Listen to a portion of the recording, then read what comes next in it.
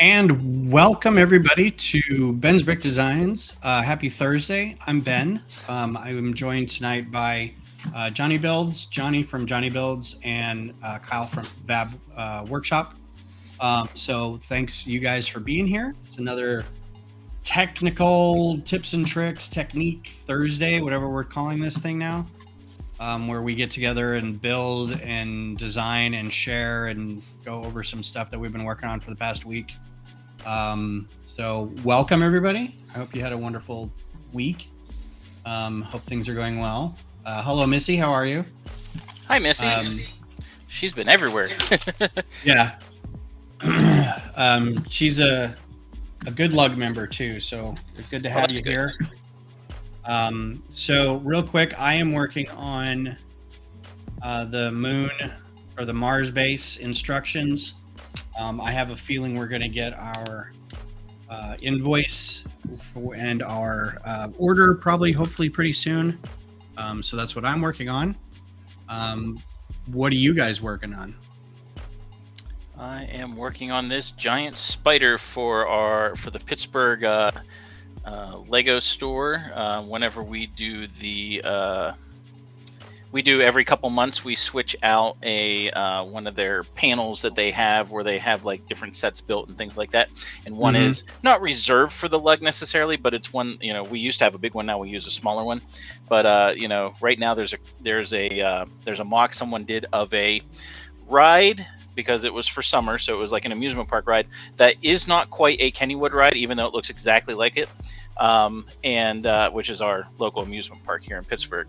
And so that's in there for July and August, and then I'm doing September and October with this guy that is quite ambitious. So it looks like you got some wiring on there. What does it do? What does it do? Well, whoops, just shook my bricks. This is our wonderful thing called the EV3 from Mindstorms. This is the third version of the Mindstorms, and it is designed to do some really, really cool stuff. Or at least I'm making it do some really cool stuff. Let me plug these in. So we've got a motor back here. It's kind of hard to see. Let me lift it up.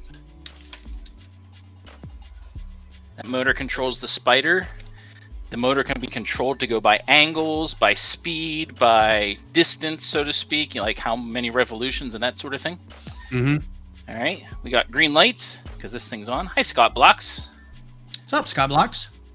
And then this sensor here, and you can see my finger, it's reflecting a little bit. This sensor can be designed to do a couple different things. It can sense color changes. It can sense the amount of reflected light. It can also sense light saturation. So what I have it programmed to do with this is to sense whenever there's enough reflected light coming back to it. So we'll run the program. As you can see, it's going. It's in a constant loop. When it gets enough pushed back, our spider jumps. Yeah. And then after 5 seconds, it goes back into its cave. That's super cool. I love it so much. And it does go through the plexiglass. I tested that. I got to adjust. Did. Yeah. So I have to adjust I took this and the sensor with me yesterday, and I figured out the amount that it needs as far, because it already does a little bit of reflection with the plexiglass, but how much more it needs so that like you can go up and touch it or go up close to it, and there we go. Cool. That is super cool.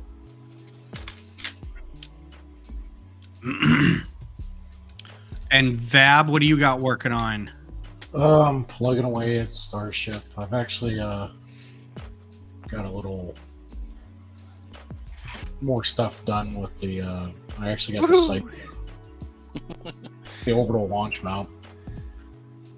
Pretty sure I can only assume that's massive. Are those like there's a 4 round. Fab does not do anything small. No. I will say that the price isn't all that bad. The what? The price to build. Which is a relative thing, I think, in this case. Yeah. Because it's $6.96. That's not too bad. No, not it's for not. that size. Yeah. No. That's if the technique works, but I'm not even done with it yet. So, actually, hold on. I need to adjust my price here. There we go, $5.35. Well, that's actually even better. Yeah. I like how we're like, not like lampshading it, but like kind of lampshading it. Where we're like, yeah, $530 isn't that bad. That's fine. For the relativeness of a model of that scale, yes. But the size, yeah. Yeah. I think once I start getting a tower design, that's where the money's going to end up coming in and becoming more of an issue. Yeah. And then I have this nice little design hidden in here. Mm-hmm. How did you get, like Scott asked, how'd you get the angle on the supports there? Well, what I did was I built a donut first. Got it to where I think it would work. Tried using different techniques, and then I just did a 90. And believe it or not, I used the new. Let me bring it up here. Right here. I went to Google. Got myself a wonderful looking. I think it's backwards. I got myself a wonderful looking up-down photo. I mean, it's a little skewed, but it worked for what I needed it. And then all I did was do this, and then I just guesstimated where the end of the pillars were on the ground, centered up my donut, and then pretty much got my angle. Just doing connection. This all sits on ball hinges. Oh, cool. Okay. That's probably the easiest way to get angles most of the time anyway. Yeah, well, I also had to do, if I can get out of this, I also had to create my own turntable because it goes all the way down. Just so I can get the rotation on the legs correct. Yeah. So once you got and then from a 90 down to wherever your position is, then I'm literally, I think, like 1 millimeter higher than what I need to be. So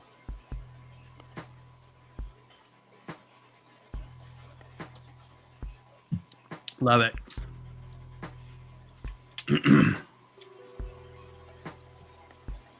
Oop.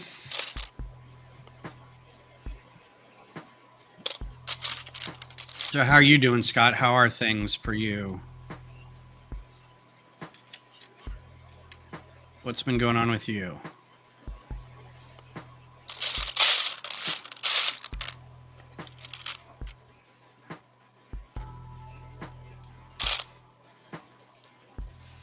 What floats your boat or sinks your ship? Hopefully not the latter. So I'm gonna go ahead and start talking about the is it creator? No, it was an idea set. It's actually Hachiroku 24's idea set that was announced earlier this week. The bugs, the insect collection. Oh yeah. So that's going to come out pretty soon. You guys excited about that? Is that something you'd look to get? I will be getting it probably day one because I really like it. Being that I am saving up for the Concord day one, I'm probably not getting it. Oh yeah, because that's next week. So yeah. I mean, I saw brief pictures on Instagram with it, and it looked pretty interesting. I mean, with praying mantis, and I yeah, didn't catch what other bugs were in there. I'm a little upset because there were 2 or 3 more that were included, or that he had designed originally that they didn't include. So I'm a little kind of bummed out. The I think the design for the set is a little better than what he had done originally. Honestly, which is something, it's not normally something you say about ideas. It's usually a super neutered set compared to what the designer had in mind. Right. But I think because they narrowed it down to 3 bugs instead of 6 or 5 or whatever he had, I think they probably did a little more beefy builds for everything. But yeah, it looks pretty cool. I think I'm gonna move these 4 to a later step. Yeah, Vab was showing on his stream last night doing instructions and things, and I'm like sitting there watching it like, oh my word, there's so much here. Yeah, instructions are not fun. I mean, even instructions for a 100-piece microfighter take probably 2 hours, maybe an hour and a half. It's not, the process isn't very complicated, but if it's just, you just have to kind of go through it, and if it's a lot of pieces, it's just repetitive work over and over again. But you also have to kind of plan it, to be like, well, what needs to be, when you're designing it, it's more like, I need to get the right angles, I need to get the right look, I need to get the right whatever, and in some cases that doesn't really translate to how will this be built physically. So you have to kind of plan, or how a person who's never seen this before is going to look at it. Right. Yeah, I did rendering also last night too. Was showing different the different settings in rendering. That was what I did. Gears and bricks. Hey, it's gears. Then I went into instructions. Oh yeah, because he was showing the outlining and all that stuff, and I'm like, oh, geez, there's a lot of options. There's a lot of things to configure. It took me literally an hour to get down to step 26 on here. And then after that, I was just like, yeah, I'm done for tonight. He gave up. Well, I could have done the whole thing in probably 4 hours. Oh yeah, there's so much to it. Like you have to pace yourself on something like that. Yeah.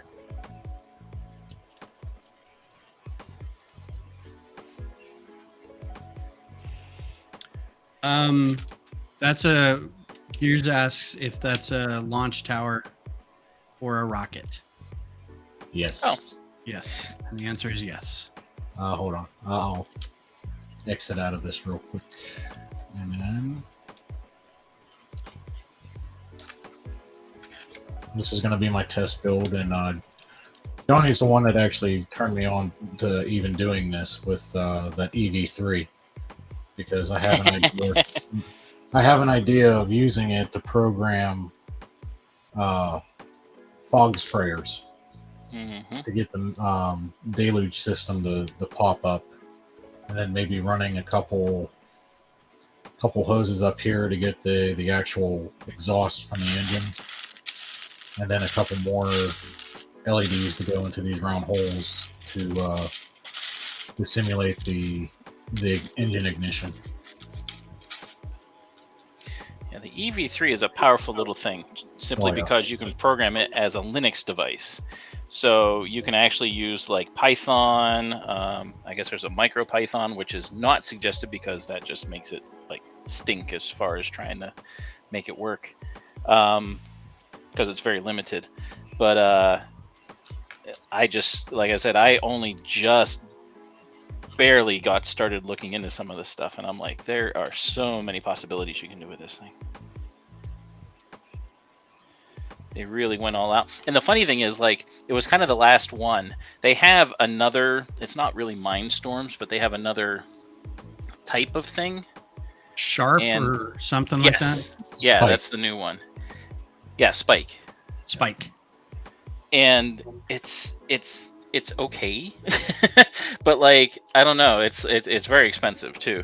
I looked into the spike, and the EV3 just blows it out of the water. Mm-hmm. Yep.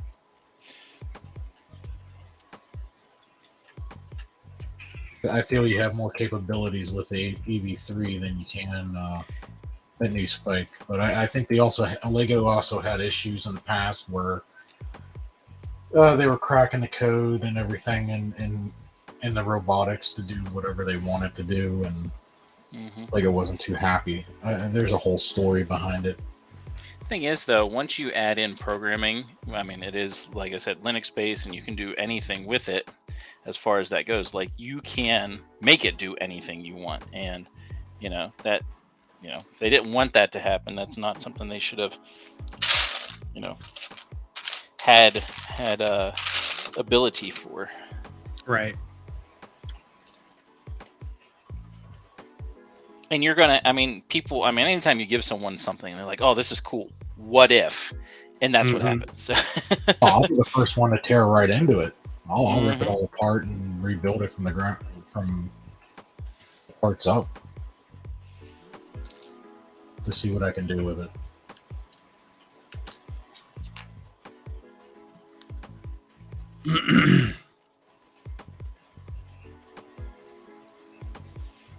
So I have to tell you a funny story about these little spiders that I'm putting on my build. So these came in the pack too, so little tiny spiders to go with the big one. And my wife was helping me do this, and she had one in her hand, and she was getting ready to put it on, and kind of went. She was putting it on one of these things, And again, it's a fake spider. We know this. And she went bloop, and the thing fell on her foot, and it rolled a little bit, and she just freaked out. It was like, that's not real. And she just it was unable to. Yep. It was, the brain was just doing its thing. That's funny.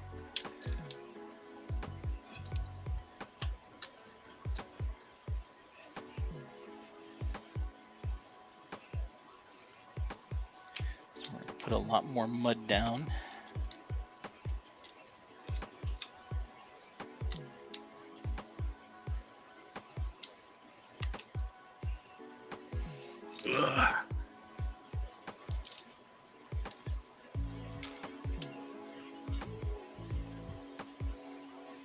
This don't fit.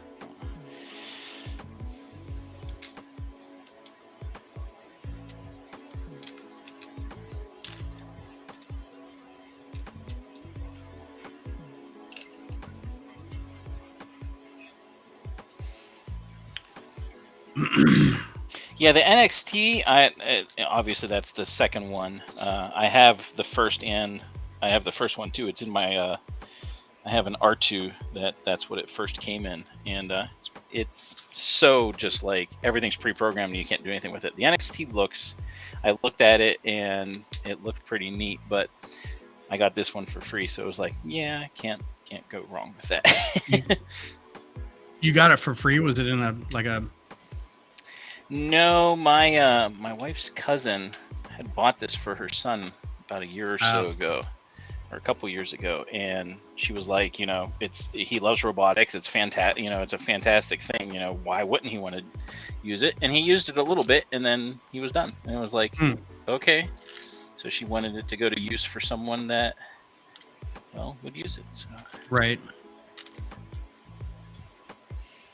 It's how we get a lot of Lego, it turns out, is people going, well, my kid's in college. Or my kid's in high school, and they no longer want anything to do with this child's toy. And the rest of us go, well, we'll do it. Yep. I'm like, we'll find a use for it. I'm hoping my neighbor gets back to me. They have a Death Star 2, the big one, one that Johnny was building on his stream a couple months ago. And my neighbor has one. That one? Yeah, the big one. Yep. And she's like, hey, would you like all these Legos? I was like, my word. Wow, that's the mother load right there. It's like, yeah, I was like, yes. But are you sure? I mean, some of them can be worth quite a bit. You know, I wanted to be fair about it. Right. So I was like, some of those sets can be worth up to $3,000-$4,000 right now, from what she was explaining to me. So she's like, well, I'll have to, and it was her son's kids, and I was like, I'll have to ask her or ask him. So I'm still waiting on a response. Well, let's hope for your benefit. Yeah. It'd be neat, but I assume you would find room for a Death Star. I would probably build it and then tear it down and put it into bags, and then throw it into storage real quick. I mean, I don't have enough space. I did that once. It's not fun. No, I honestly don't have the space for it, especially if I'm going to be starting to build this thing. Oh, for sure.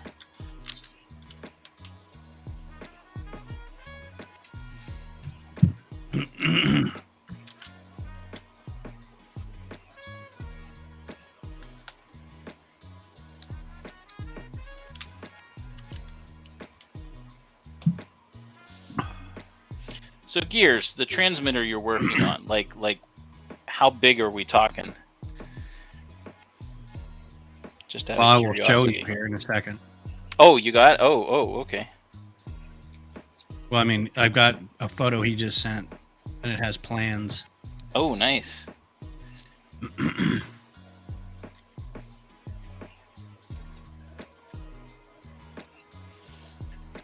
I like seeing creations that people are working on.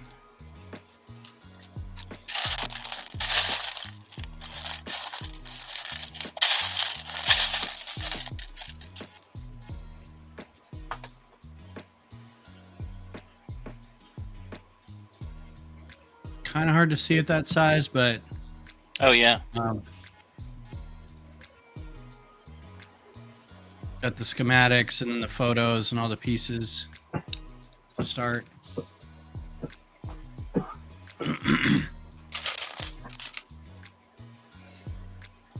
There's that.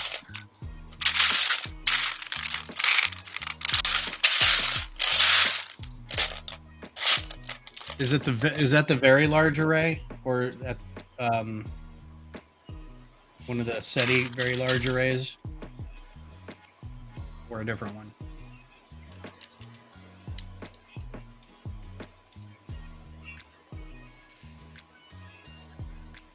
Ooh. Going to be a 1 meter diameter main reflector. Wow. Gonna be pretty big. That's what she said. Hey. Heyo. You might as well just get the shield. Right? Captain Not a bad America's idea, shield. actually. Oh, okay. Cool. Oh, okay. I actually had an idea to do a very large array, doing like an antenna per base plate, and then you could kind of, I mean, I don't know how many are in the SETI array, like 12 or something, and they're all on the train tracks, and then just kind of have them spread out all over. Take them to a convention, like, no, I need this whole corner of the room. Right, that one's just a single antenna. Like, you need what? Yeah, I don't think you understand what I'm talking about. Right. I'm trying to detect alien life. Can you give me a corner of a room? And then they stammer, ba ba ba. Yeah. I'm gonna have to check with Tim. They call me Tim.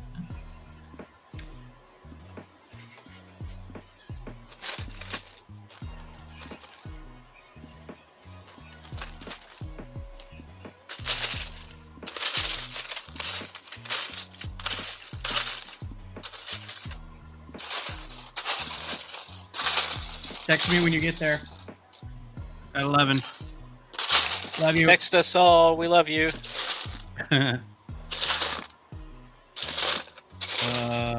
got to design and engineer parts for the wheel station. Ooh, cool. That's something that I kind of wish sometimes I could get is like, I have this, like when I was trying to do the French legation house here in Austin, they contacted us to like build them a model. And then when I was like, it'll be $400 to get the parts, they're like, we've decided not to. Like, how much would you pay an artist to like have their work up in here? If you don't want to pay them for it, then don't offer it to them. Right, anyway, exactly. I was asking, I was like, do you guys have any like elevations or anything like that that I could work off of? Or like some real good, like, especially if you got like maybe drone footage or something from overhead so I can see what the roof looks like. And they're like, oh, you know, we got some paintings. And I'm like, no. Like I can go there on my own and take photos. Just if you had anything to start, that would have been helpful.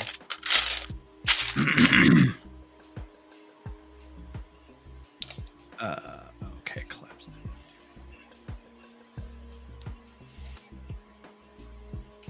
All right, the constant part of this part of the project is making sure that it can still go back with all the stuff I added on the bottom. You're gonna wear everything out testing it. No, because I actually had this thing on last night, running the program, and just left it go. 7 hours, batteries are still good. Wow. It's down. I think I have about this much left of the you know, relatively speaking, of the battery thing. So it probably has about another hour left or something like that. But yeah, it went for a long time. Well, that's good. That'll do well at a convention then if it was running for 8 hours. Because that's always the concern. Everybody who brings mobile, lit up, motorized stuff is, well, here are me and my 27 battery packs, or I have to have a table near an outlet, or, you know. Right.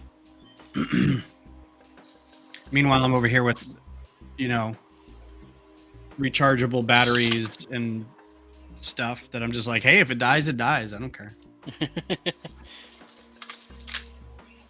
All right. So far, so good.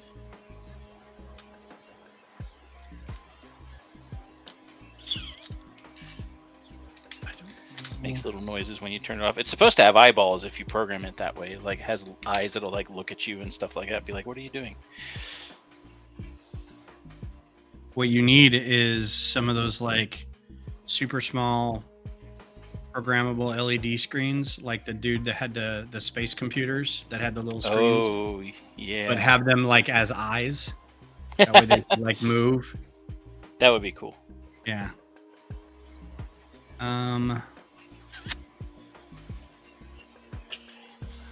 Do this.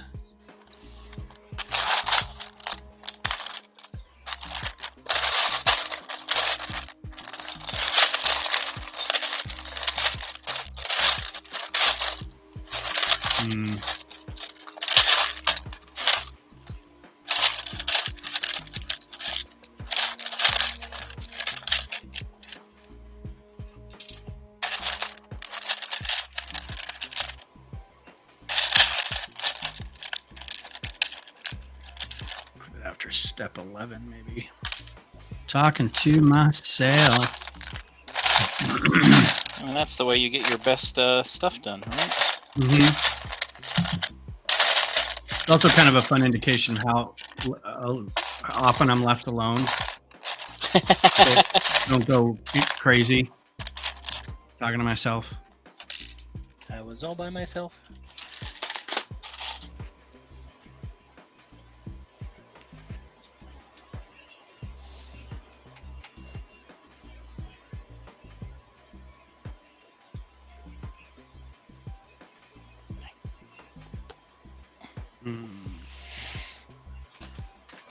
Really isn't anything there. Okay.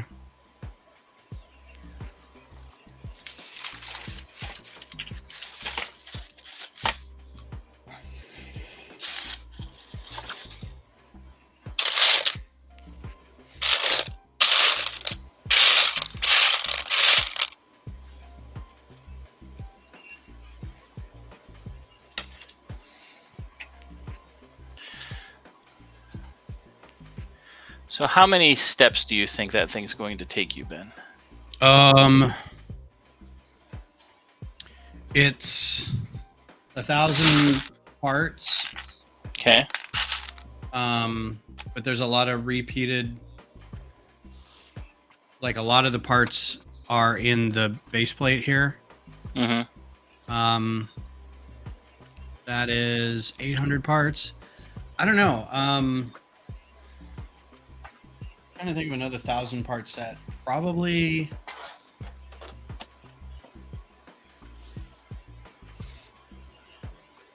50, 60 pages. I honestly have no idea. Like, I'm used to doing small stuff. Right. The only other big thing I've done is see if I still have it.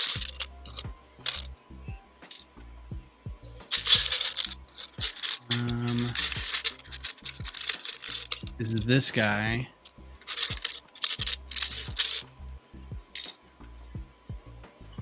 This was a commission. Oh, a drone? Yeah.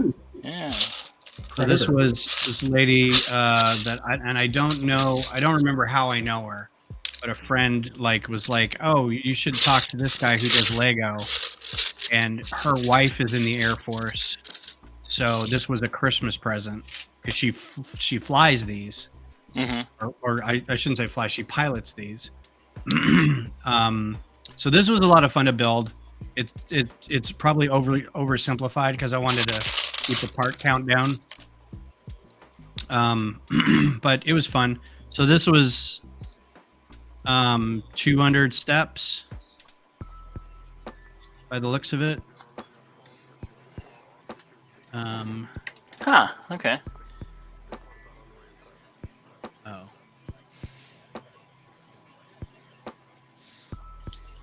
I don't want to.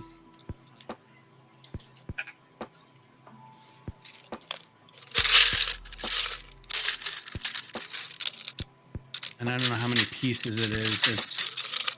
So this is only 600 pieces. So the other one's probably going to be 300 steps. I don't know how many pages that is, but let's assume that it's a page a step. Right. I don't think it's going to be. I think it's probably going to be a little easier than that because it's symmetrical, so you can get away with building things in groups more often. And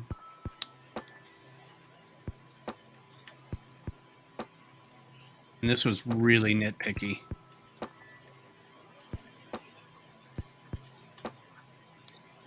On some of the stuff. It was a lot of fun though. Oh, I bet. Oh, yeah.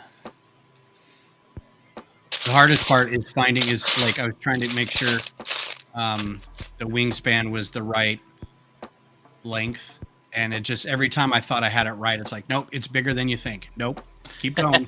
It's a lot bigger than you think. And I had this built for a while, and it was super cool, but I ended up having nowhere to put it because it's so awkwardly long, the wingspan. I was gonna say, how well did that wingspan hold up? It actually held up pretty well. I'm actually shocked. It didn't bow at all. In fact, because of the way, and I did this specifically because at first I was like, I'm going to do this bricks down, like studs forward, and then build them like brick thick so they could, because that way I could have like hinges on the front to kind of create this. It's a very gradual slope back. So I thought, I could absolutely do that. And it turned out to actually sag quite a bit. But when I built it with plates, when you stack the plates like end up like pulling up on each other anyway. Yeah. So that kind of counteracted whatever weight that it had to sag, and it lined up perfectly. Nice. Yeah, I was actually shocked. I was like, oh, that worked, because I thought if the plates are going to warp up, then I'm going to do them with plates so it counteracts the weight. And I was like, yeah, I'm full of crap. I don't know what I'm talking about. And then it ended up working pretty well. But then like this is all one hinge right here.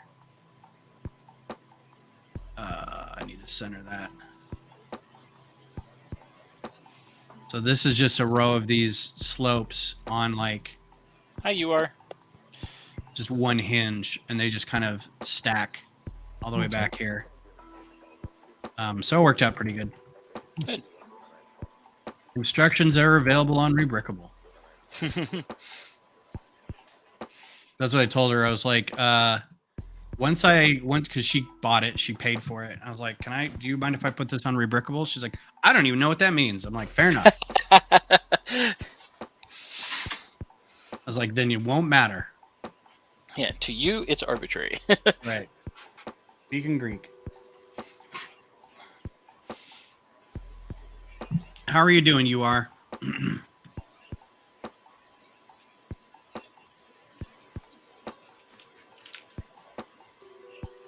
What was I doing on this? Oh, I was doing groups. Group, yes.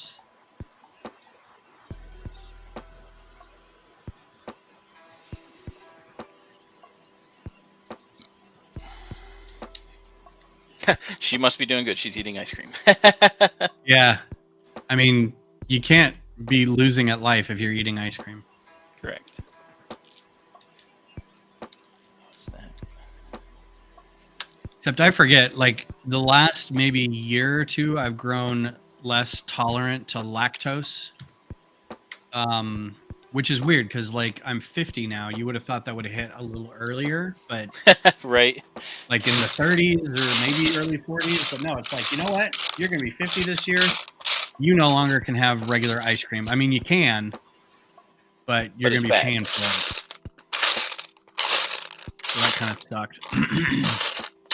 But I still eat it. No matter, I go to Freddy's and get my my custard. Because we are willing to do that to ourselves. Yeah, because I'm a And it's GD okay. adult who doesn't care. Ooh, that's perfect. Right there. That spider is all over that guy. Right.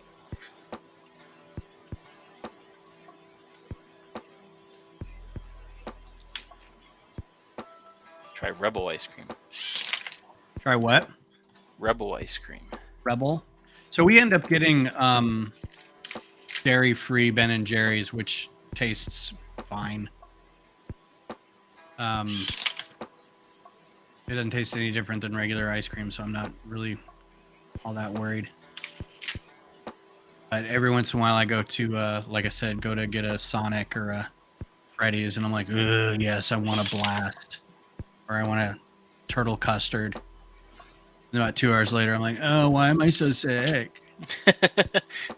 Why is my body sad and doesn't like me? Yeah. Sorry, guys. Gotta call into work because I have to go defile my bathroom. Mm-hmm. Thanks, you are. Wow, you're old.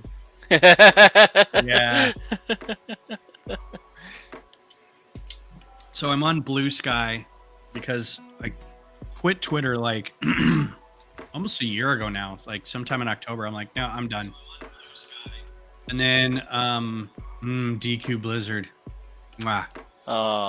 Yeah. And then so I got Blue Sky and I got Threads, and I'm kind of leaning away from Threads because it seems a bit chaotic and full of it doesn't have ads, but it's like all brands, right? And I'm like, ugh, I barely see like any actual people. It's all like Adidas and KFC, and I'm like, okay. It's bots. Yeah. Advert bots. And it's funny, the bots talk to each other and they're like Yeah. Corporate bots. So I'm just like, all right. So I'm on Blue Sky, but Blue Sky only has like 500,000 people, and they're all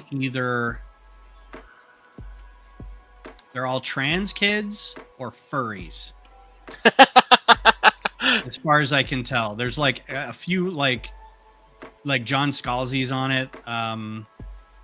Trying to think of a couple other big. Neil Gaiman, I think, is on it. So a couple authors, some artists that I follow. I've invited my brother is on there, so, but it's like not a lot of people that I know. So I'm kind of locked into just the accounts that kind of have the same,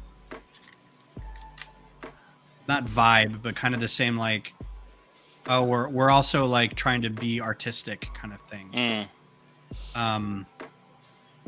So, but it's really weird because I'm like, oh my God, there's another drawing of something that I probably shouldn't be looking at.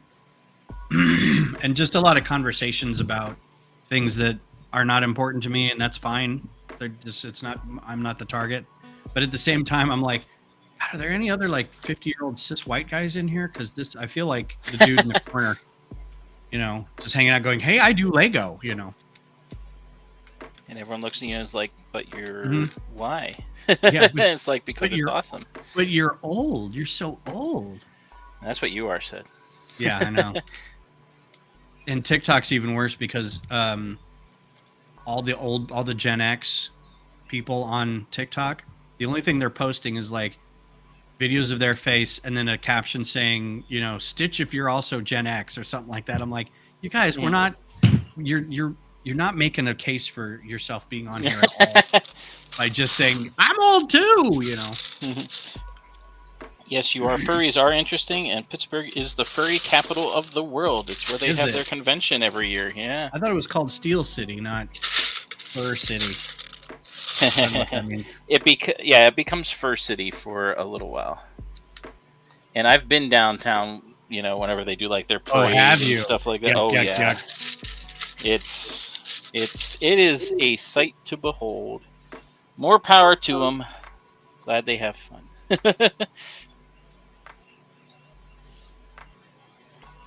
Yeah, I've been to Dragon Con a couple times, and my distinction between the line of just like regular cosplay and furry cosplay is like I have no idea what the line is, but it's I don't know. It's like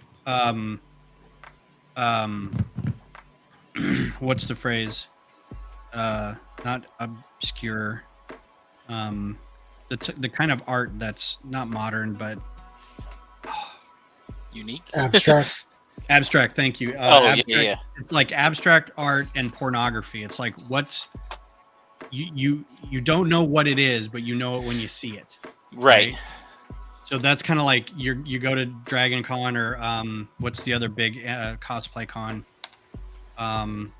Well, San Diego Comic Con has a big one. Well, Comic Con, I always feel like is comics oriented, but I always feel Dragon Con is more like okay, yeah, a little more cosplay, video games. It's like a little more generalized geekiness. It does center around comic books a lot, but there's also like a lot of video games and a lot of film and a lot of TV and video games and things. But yeah, I'm always looking at the people who are in just the random hallways across the hotels going, furry or cosplay is like, where's the line? And there doesn't have to be one. I'm just, making conversation. That. Step 13.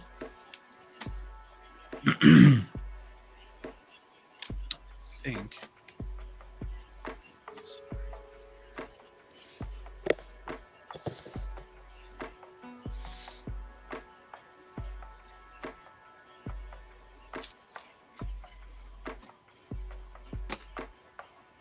I kind of want to set this up because I have enough width, so I kind of want to set it up so that like I can have this thing here and you can see it just for the fun of it, but I'm not sure how much I want to show it. So for your I hope I put this in the right group. For your the ribbon display at your Lego store, is that something that your lug has been doing for a while? You would know more than I would, Kyle. Oh. Sorry, Fab. I was like, I wouldn't. I'm not there.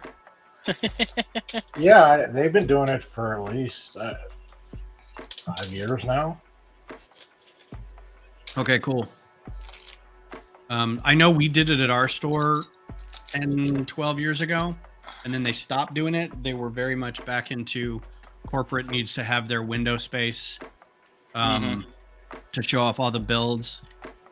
But we got like a letter from, I don't know, the LAN, I guess, or maybe even Lego corporate that was like, yeah, we're gonna do this again. And then nothing really ever came of it. So I just recently asked our store manager to, let's talk about this. Let's get this going again. And they're like, yeah, absolutely. It's going to be great. We'll talk to our district managers and figure out blah, blah, blah. Nothing. So I'm hoping we can do something similar to what your guys are doing again, what we did. And like, every quarter or something have a lug build in there.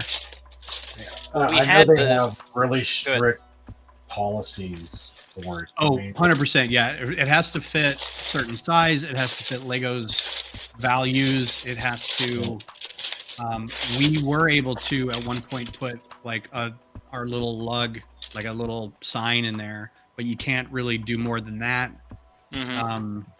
Yeah, no religion, guns, blood, things like that, drug paraphernalia. and it has to be strictly Lego. You cannot Yep. have any extra Yep. parts or pieces that are non-Lego in there. Not even like I wanted to go. Was working on a 70th scale International Space Station that was going to use also solar panels to light some LEDs on there. And when I talked to our store manager, she's like, "Oh, well, I won't be able to do that. Lego has extreme." I was like, "Oh, wow, I didn't know that." Yeah. Yeah. There's a whole. I've got a sheet about like what can be done with, in the window and everything. So for the most part, I think our group is. There was only one or two people that really did a lot of non-Lego building. And we actually have some people every once in a while showed up with like a nano brick thing. It's like, look at this fun thing somebody gave me. And it's like, oh, that's pretty cool. But in general, nobody really builds with it. Like on the regular, I think more often I've seen it at like conventions where they have a giant build or they've got something that's pretty unique where they're like, oh, I snuck a couple pieces of fabric or a piece of metal, or I had to cut this or distort this or something to get it to work. But yeah, as long as it's like really close up in the store, the store is going to be like, yeah, it has to be stuff that people can buy. Yep. Pretty much. Well, I was going to say, I mean, you can still buy the EV3, just not from Lego. You have to source it out from somewhere else. Yeah. But when I started playing with it, I was like, this is just the coolest thing. I want to see if I can make this happen. And yeah, it took about 2 hours of fiddling with it, but it's doing what I want. That's super cool. What I liked about it is I found out you can actually play full sound bites on it. I mean, they're in 8-second bits, but you can do a full, like the Star Wars intro song. Nice. All the built-in programming is very, very useful.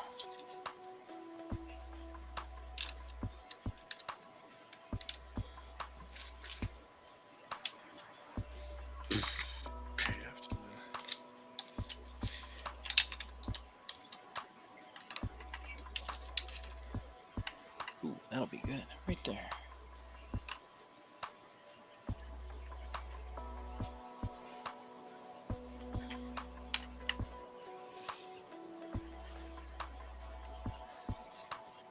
I like this music. Very nice and mellow. Yeah, I was actually thinking of changing it up a little bit. This is the lo-fi channel. Let's see what down tempo sounds like.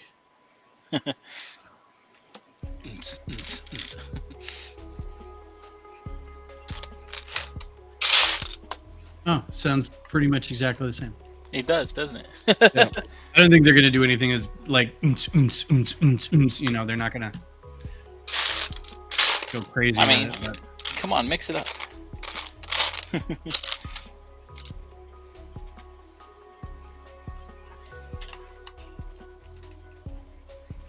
Sometimes this hits in a way that's like, there's something about this music and like certain 10-year-old maybe or slightly more graphics that are like, fine, I'll go back and play Mass Effect, Yes. It's like that, the lighting of like a space or a moonscape or something where it's like diffuse lighting where you can't really tell where it's coming from and everything kind of is lit all the same and the polygon count's very low and you're like, oh, this is such a vibe. I'm totally going to go back and play all that. And I'm going to start from the beginning just so I could make out what the weird face shield alien lady. That's the whole point of those games. Who can I make out with? Like, who can I woo, or whatever. Yeah. They give you the obvious one. It's like, well, there's this really hot human lady. It's like, yeah, but that's not a challenge. Exactly. That's supposed to happen. Yeah, I want the alien. Give me the alien. Well, I think that's designed, though, to give people, like, in case everything else is too hard, like, I can just go back and do that. Yeah. I also think it's hilarious that I'm like, I don't know what the line between cosplay and furries are, but yet I'm going to try to make out with this alien lady on my video game. Right? Priorities, Ben. Come on. Yeah, get with him.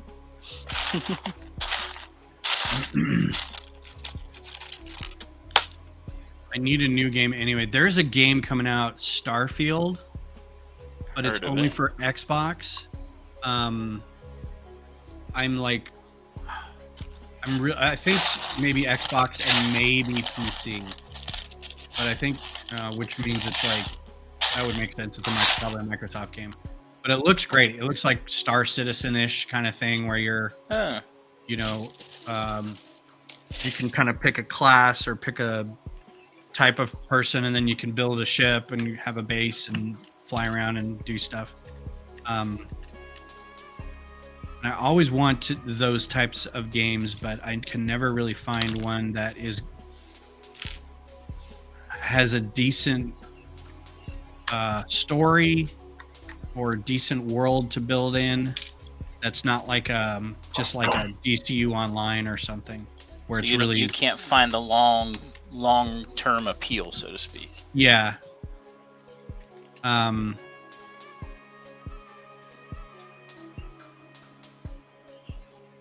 So this looked really cool, and I got really excited. I actually saw the trailer for it, and then about halfway through, I stopped, and I just wrote in the comments, I'm like, I'm not going to get hyped about this because I can already tell it's just Xbox.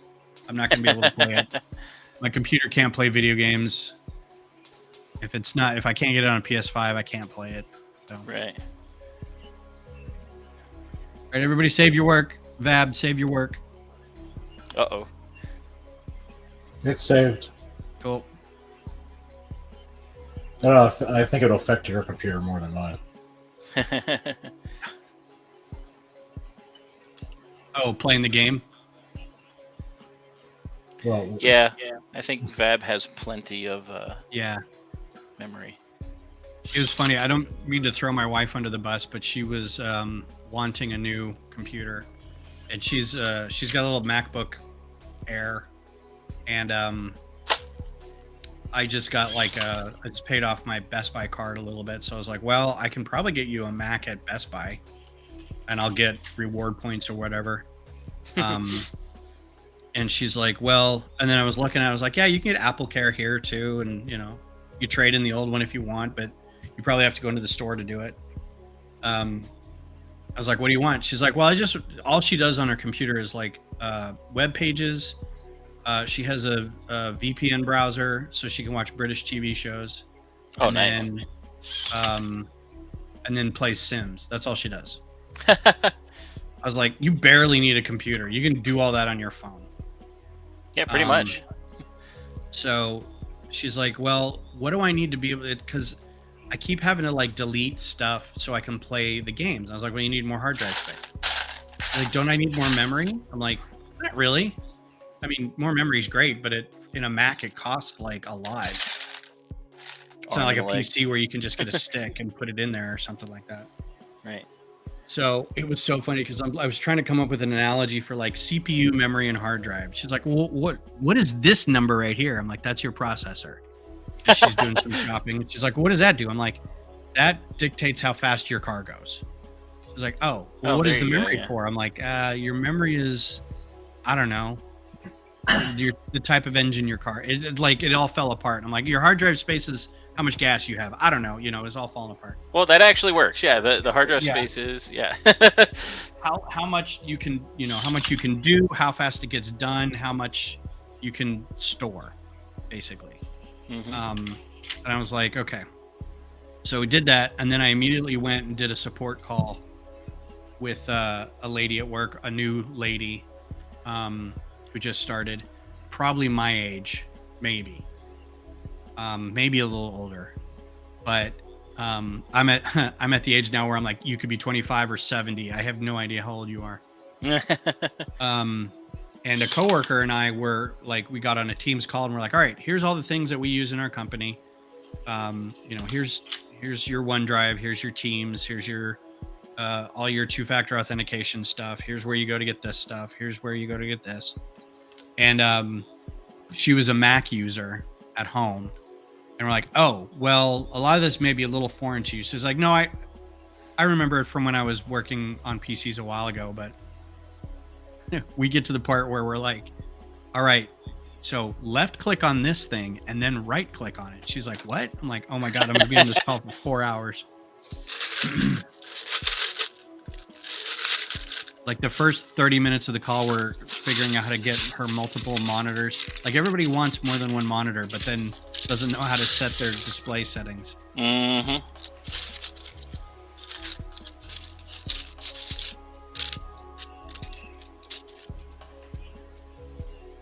So that was my day. How was everybody else's day? What'd you all do at work? My day was busy doing IT work. Yeah. Should I have him holding a bone? I don't know how I would do Is that. that part of your job? What? No, I'm kidding. I was talking to the spider. Yeah. My job is looking for a job. Yeah. No fun. What kind of work are you looking for? I don't care as well as if it pays good. There you go. There is something to be said for that, that's for sure. Yeah, UR does IT work as Yeah. well. Oh, do you? Yeah. So I do. We're a small company. There's only 150 employees. And there's about, well, there's my boss, who's the network architect. And then me, who's my job title is technically senior network administrator, but I do almost nothing network related. It's all like systems administration and stuff. And then another coworker who does kind of the same thing. And then we've got like our desktop support guys, and then another lady who does she gets everybody trained and does some software integrations and things like that. So there's not too many of us. And we have both retiring and millennial, I'm only here till the next job shows up type of workforce. So it's like this really, it's not a lot of turnover, but when you only have 150 people and you get 3 or 4 people leaving per year and then hiring new people, that seems like churn to us. Right. So it's a lot of reminding people how to use OneDrive, and it's kind of not you work for the government. Do you at least have that's at least going to be a good pension, maybe good retirement?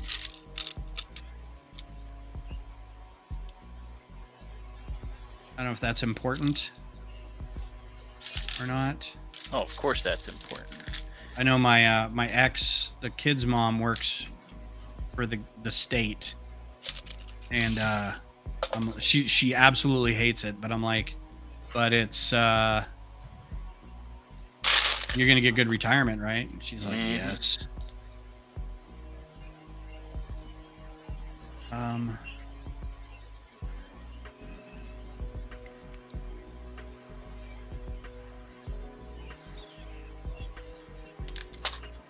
Wow. Well, I mean, if you were my age, that would be 23 years. So if I started with the state at 17, I probably could have retired by now.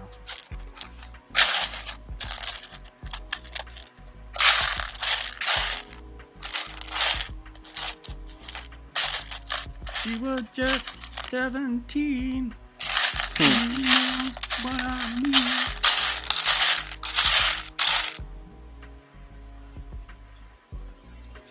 Oh man. Let's see. Did I get the right part from Lego? Dun-dun-dun-dun. I'm sure I did. They're usually pretty good about that. My linear actuator. What a weird part to not have in your set. It's not like it was like. It's not like it was a plate. Like there was 5 plates and I only got 4, or I'm missing like a. Yeah, this is like integral. Like I couldn't. Yeah, that's like a major part. Plan around it at all. The only other time that's happened, I was building Apocalypseburg, and I had so it was the sand green for the part of the Statue of Liberty that was leaning, and it was like was trying to replicate all the cloth, and so it was these big wedge pieces, like the curved slope wedge pieces, but they're the ones that are like hollow underneath, and it was like right and left type, and so you're supposed to get 2 right and 2 left, and I ended up getting 4 left. Oh. And it was really weird because I'm looking at it going, these instructions are really weird, and it took a really long time for my brain to wrap around the fact that there were 2 different sides, and so finally I was like, dear Lego. Oh yeah, they're very good about sending them out. That's weird. I've only had, like I said, I've only in 40 years of collecting and building, I've only had 2. This one and that Apocalypseburg. I have yet. This is a beautiful track record. I have yet to have a set. Knock on wood, because it's going to happen now that you've said it.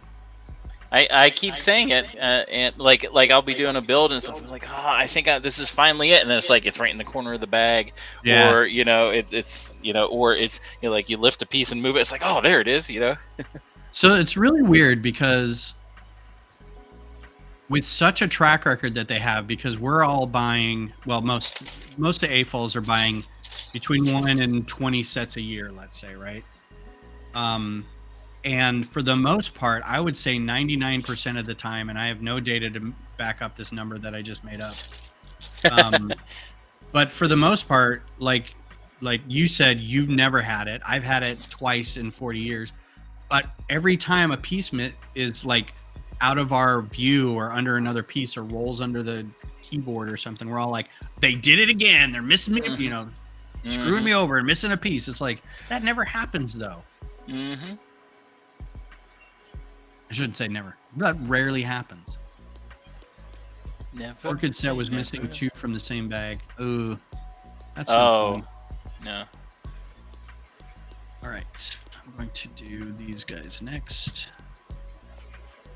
So this is going along pretty quickly. I will say, if I spent a full Saturday doing this, I could probably knock it out. Like Bab was saying, if you sat down and did it for 4 or 5 hours, just get it done. I mean, I'm doing instructions as well. Are you? So I am. You're on the fun part of it, though. You're on the let's all organize it, build out all the sub assemblies. Well, I'm kind of going back and forth. Yeah. Looking at it as I'm building it, looking at the instructions, getting where I need to get, and then going back and doing all that. Right. It's just a lot of back and forth work. Oh, this is a good bit of conversation. How do we feel about the new Lego Insider instead of Lego VIP? Why do we have the rebrand? Yeah, I have not noticed a difference really. It's like, okay. Well, it won't start until the 21st. Okay. So for the only thing that I think is really going to happen, first of all, I have to go through. I don't know if you guys can see. This is going to be a mess, but over here. Nope, wrong one. That one. It's also backwards. So that whole stack of instructions, and then all those boxes. Yeah. Full of instructions. Those are all pretty recent instructions. Oh. So I'm going to go through. Okay, so there's 2 things that's going to happen. There's one is the rebrand, right? The other is consolidation of IDs. So right. Your ID for Lego Ideas and your ID for just regular Lego, and your ID for there's a Lego. The problem is a lot of these already use different, or should be using the same ID, Right. but they're consolidating them, and I'm like, I don't know what that means, because every one of these sites should be using my Lego ID already. Like, I don't have any other IDs for it, but they're saying it consolidates IDs, so I'm like, fine, whatever. Right. But also that you can, the instructions that have barcodes on them, or QR codes, you can scan the QR codes, and it basically registers your set with your, and associates that set with your ID. So they're trying to be brick set now, right? Right. And you get 20 points, 20 VIP points or insider points for every one that you do. So that doesn't sound like a ton, but if you've got now 10 years worth of QR codes, or however many sets you've bought, you know, you might get a couple hundred or points, you know. I want to know what they're going to do with like my Blacktron base instructions. It was like, come on, use that. Yeah. So I think the only reason they're doing that too is they want to know where else you may be buying Lego, because they'll be able to, if let's say you've had your VIP account for a while, and they can track how many times you've bought a set from Shop at Home, basically from Lego. Then they do, then you register all these other sets, and suddenly you've got a bunch of sets that you didn't buy from Lego, and they're going to be like, oh, they're buying it from Target, or I guess Target would know, because you can get those VIP points too. Getting it from Act.bid. You can get it, what? Yeah, right. Yeah. Or eBay, or yeah. I am so mad you showed me that site, because I'm like, what can I get? What can I, like, every day I'm checking. I'm like, nope, don't need it. Nope. Did you see how many Yavin sets were on there the last couple days? Yeah, I'm not brand new. Had no desire to get a Yavin set, but I got one so I can resell it. Yeah. I was trying to get a couple of those new ski resorts. Oh yeah, the ski resort looks. And nice I kept too, on yeah. getting outbid. I'm like, I'm not going higher than 30. Yeah, there's a couple guys that are around here that just like throw money at it, because they're like, oh, we'll keep it for later. I'm like, you guys do not make your money. I know they don't, but they try. Yeah, I've only really bought a couple sets that I bought specifically to get 2 of, and then like I immediately was like, I'm not doing this. I'm not gonna do this anymore.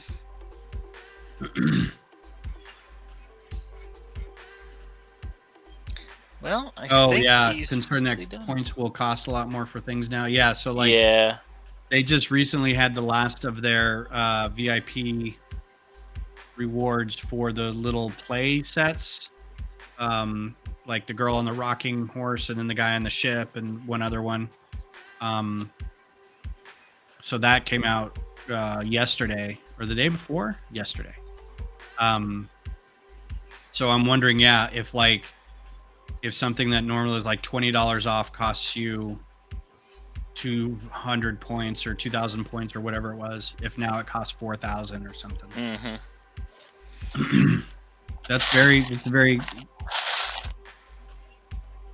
likely scenario, honestly. Which, I mean, you got to figure out something that you're going to do with all those things, because like, I know I've taken advantage, because I'm sure it's going to cost more now to use your points for dollars too. Mm-hmm. And because I know I took advantage of that whenever we had AFOL day, and it was like 15% off, and I was like, I used it for the Atari, and it was like I got 15% off and then $100 off because of my VIP points, and I was like, I made out. And they're like, I don't know how it skid, but it worked. Yeah, you can usually stack stuff like that. Mm-hmm. I'm always kind of bummed because what is this?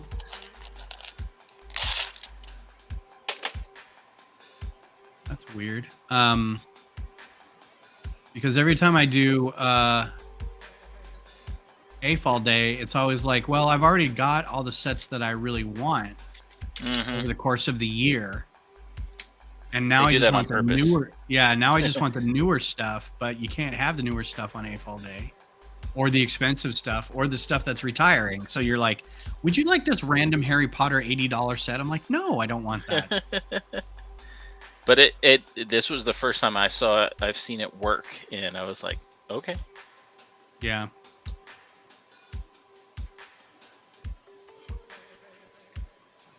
Step. So yeah, that's interesting. I don't. I'm not a big fan of it because I think. So I don't know if you guys are aware of the AFOL adult portal. I don't think they ever really rolled it out to the public. I'm not really sure. We knew about it I think they did because I had other people on our lug get on it. I'll show you what it looks like real quick. It's kind of, it's one of those where they tried to be, I don't know what they were trying, but it was failing. Because it was like an all-in-one portal. And here again, I've logged in already. And yet it does this every time. Yeah, they have some kinks to work out.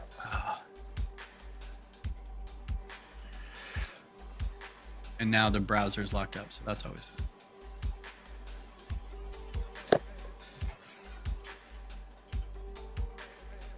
Yep, 1973. I'm old.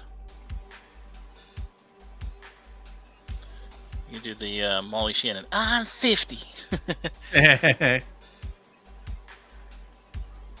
Fine. All right, so this is the foradultslego.com, which is basically going to be the new Lego Insiders thing. So don't get used to this, but I wanted to show you. Join now. Ugh. Not another thing. Well, I shouldn't have to join. I'm already joined. Like, it should be taking my Lego ID. So this may be it because I don't. Anyway.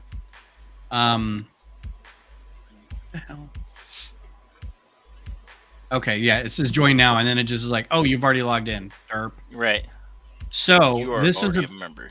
This is supposed to be like, okay, there's a bunch of groups that you can go in and have discussions about, or post things, or they will put articles in here, right? So this is your Star Wars area, and in here there's like knowledge, collecting Star Wars helmets. I don't know what this is for.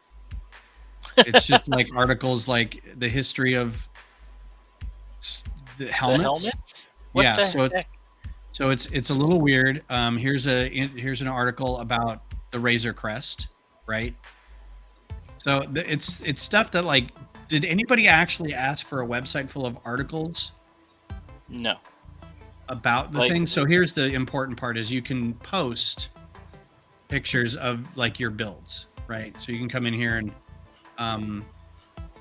the website is also not, the functionality is not great. So these are your groups. You can look at your posts, your articles. You can just come up here and do posts, and it'll do like just a feed of everybody who's been posting stuff. And you can, when you write a post, you can put hashtags on it, right? And here's articles, and I think there's some like exclusive interviews with like designers and stuff.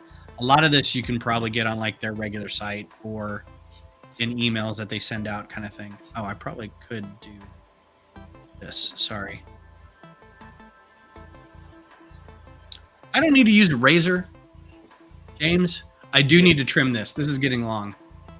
I need to trim it to like right about here. It's just getting too long. I just haven't got to it yet. So yeah, so I think this space is gonna turn into what Insiders is, but it's gonna include all this weird stuff, and it's not gonna be for adults only. It's gonna be anybody who has an Insiders account, which is generally gonna be 18 and up, right? VIP, you can't have a VIP account if you're not 18 and up anyway. So this is probably is that true? I think I didn't realize so. it. Yeah, I think that's the case. There was actually I felt really bad because there's a kid who comes into our group who is like 13 or 14, good kid, builds a lot, is there every meeting, and his parents are there. And I'm like, are you also going to join? And they're like, no, this is his thing. I'm like, all right. All right. I was like, he can't participate in any of the benefits. This is an adult fan of Lego group. So like the VIP account is in his mom's name, and he's like, "Can I do where's the link to sign up for AFOL Day?" I'm like, "I can't send that to you, man. Sorry." But keep coming to meetings. And he actually, even after that, he went to Brick Rodeo and was Cool. was excited about being there. So yeah, he's solid.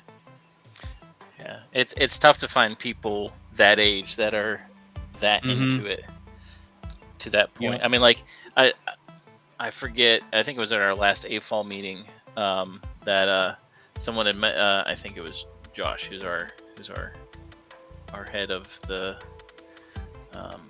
lug, and he was like, you have that as a kid playing with Lego and stuff, and then there's like that mid adult lull, where a lot of people fall away, and then as they start getting older, they start rediscovering and being like, oh, Lego is cool, I miss it, those kind of things. Their dark ages.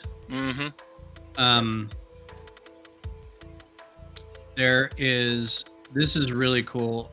There is Missy knows who this is. There's a girl named Andy, and I don't know how old she is, but she is young adult, if that. Like I wouldn't have given her more than 19, 20. But the fact that she's there is like, this is really rad. And everything she builds is really thoughtful and cool and everything. So I'm really glad that there's somebody like that in our group, because I do feel a little bad that we are just a collection of old white guys. Right. But so I'm glad to see like a diversity of like age, sex, creed, Right. Identity, whatever. So I like that. AFOL. Almost adult fan of like that's like Aaron. Just started Aaron. That is so good. It is. Jaqueline. Yeah. Listen, Jaqueline, don't you be starting stuff with me. Timothy, present.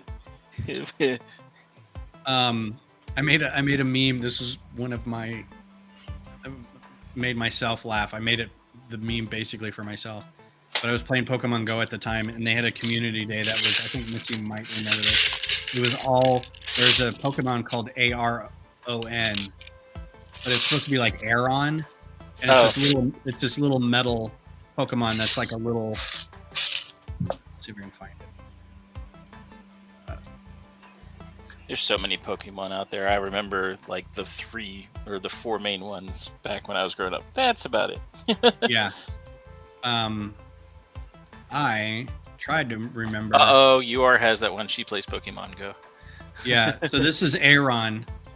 Oh, and so I made a meme that was the teacher, and he was like, "Hey, Aaron," and I showed this guy, and I went, "Present." I just thought it was the funniest freaking thing.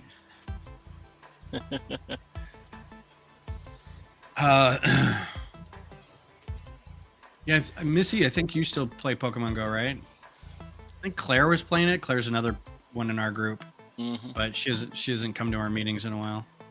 Gotta catch them all. But yeah, we would, when we were at the convention, she's like, I was doing Pokemon Go, and I'm like, don't get me back into it. I do not need to be back into it. Oh, careful, people. UR always looks for people in different regions, because I guess you can get gifts and stuff. Yeah, the U.S. is really weird because the region isn't. Oh, Dove does? Cool. The U.S. region's got like, I think it's got 2 or 3 different regions, like a central, an east, and a west, and they kind of rotate around the globe every, I want to say like 3 months, maybe 2 months. So like, if you're used to catching Taurons or something like that, it'll switch, and now you're only catching Arons or something like that. Oh, interesting. But then everything else doesn't change. Missy's fingers are tired, I guess. Yeah. I haven't played Pog-Up in a while. Let's see to make sure I got it. All right, let's see how this works.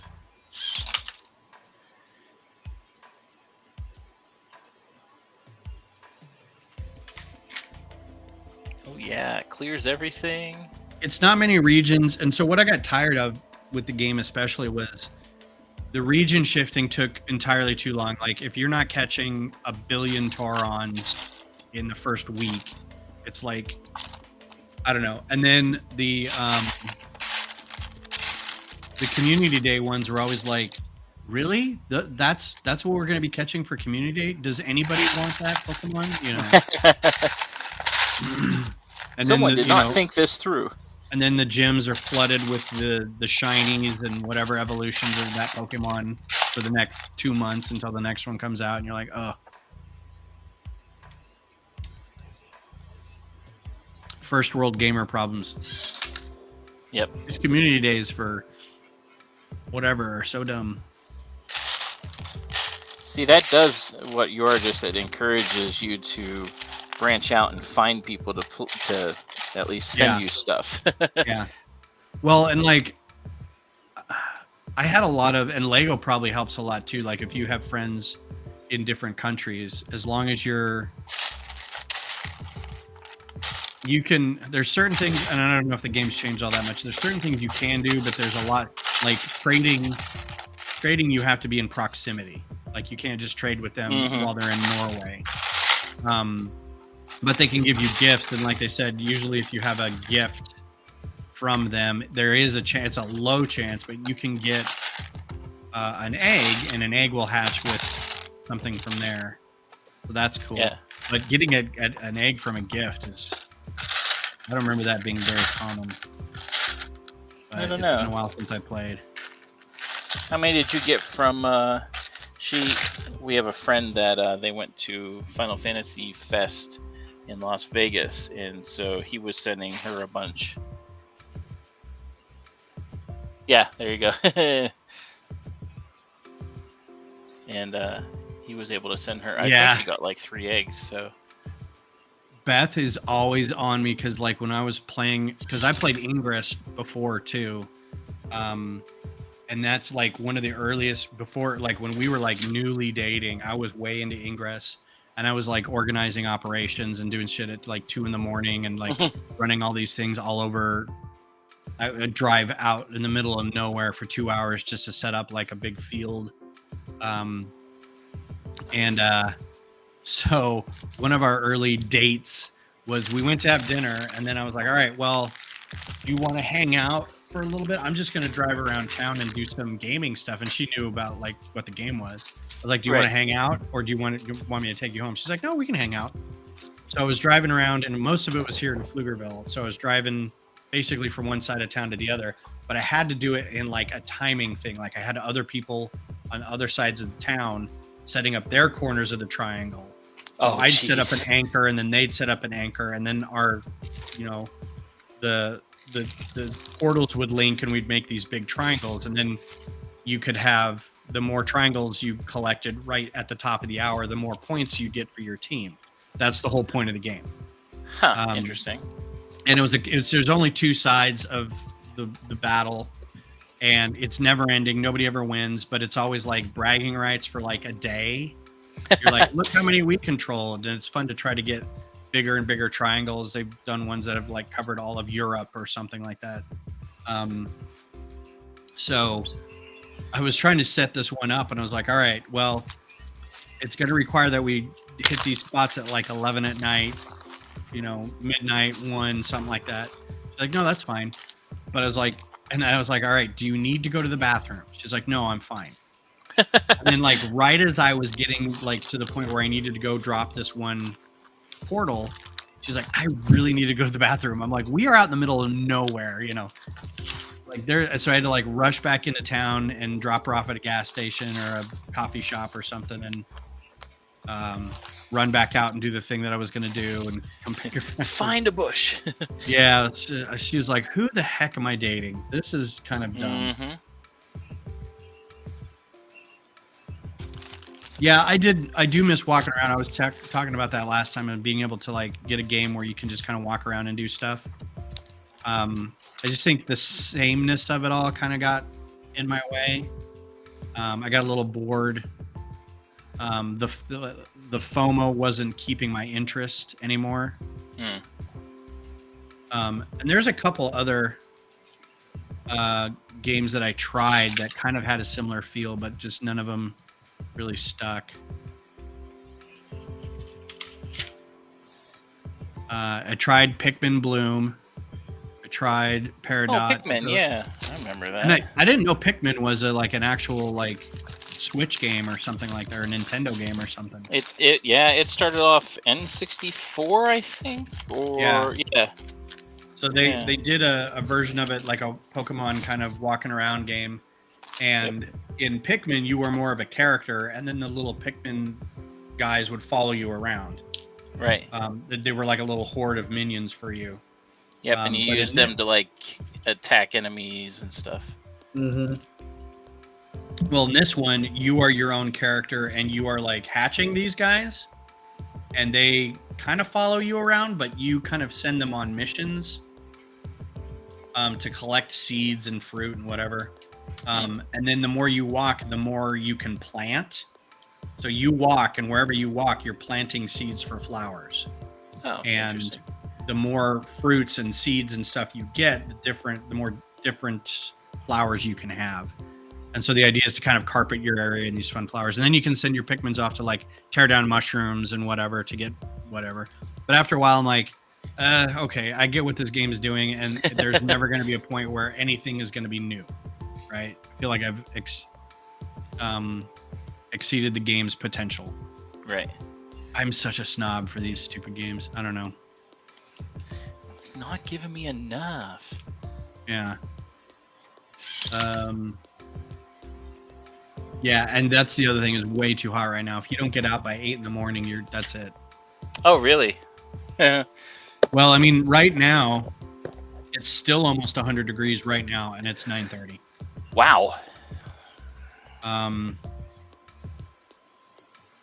So yeah, it's been above 100 degrees for like, what is it now? Not 90 days, but I think 40 days at least, 100 degrees. Or maybe it has been 90 days and the old record was 40. Anyway, it's been very hot. Like, don't take your pets out after noon because the asphalt's too hot. It's not quite Arizona, but 40 plus days. Okay, cool. Yeah, I knew it was either 40 or 90, and I was like, God, 90 would be May. I don't think it was 100 degrees in May.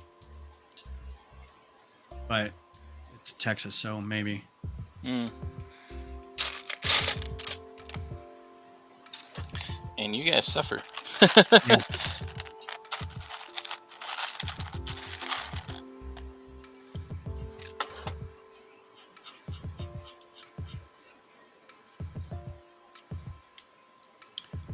I'm reading a text from a friend, so I got real quiet. Sorry.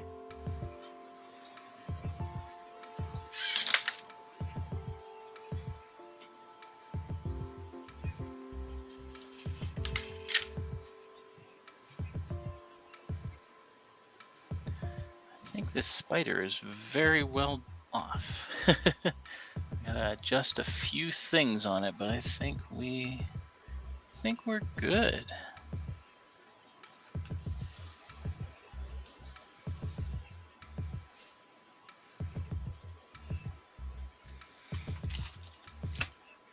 It'll be fun to see this go into the Lego store and see how it actually works.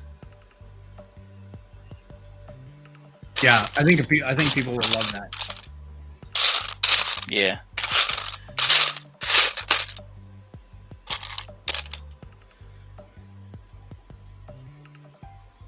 Yeah, you are. Well, it was 73 or 75 the other day when I woke up. I usually wake up, first thing I do is let the dogs out. Let the dogs. Or put PJs on and then let the dogs out and sit there and check stuff on my phone.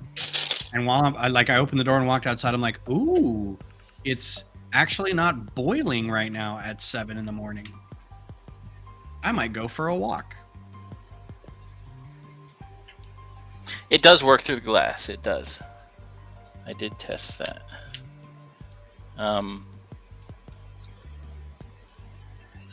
It does take a little bit. Like I have to adjust the actual strength of the sensor. Whoop, that didn't work. He like rammed his head into the top because I haven't lifted this up. He's a dead spider. Oh yeah, this thing is not happy right now because it's like, wait, that didn't work. There we go. That was an oops. Whoopsie.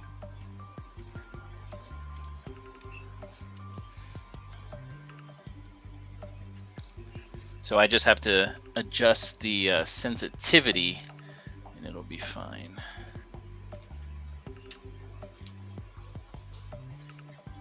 I wonder if the people in the Lego store is like, if I have to hear that thing jump one more time. It shouldn't be too loud, I wouldn't think, because it's going to be behind the everything. So until it taps on the glass every 5 seconds. Yeah, I think it is just close enough that it is going to do that, which could be annoying for them, but not my problem afterwards. Does it go past the base plate? What's that? Does it go past the edge of the base plate? It goes right to here, and I want, in order for the sensor to work, I need it to be right up there, you know? Yeah. And I could always put like little things on the front of like the legs or whatever, so it's like, oh look, it's got extra things to make it go tap tap. Yeah.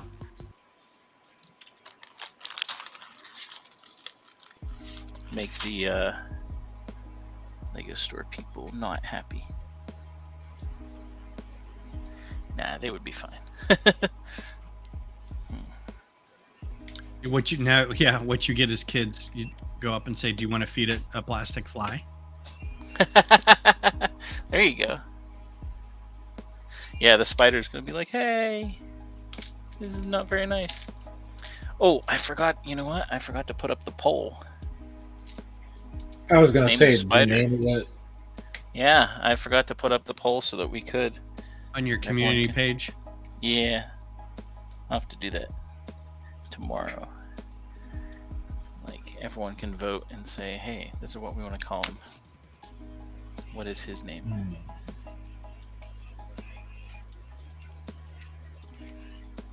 I'm still going with Arachnid. I like the Arachnid. I think that's funny.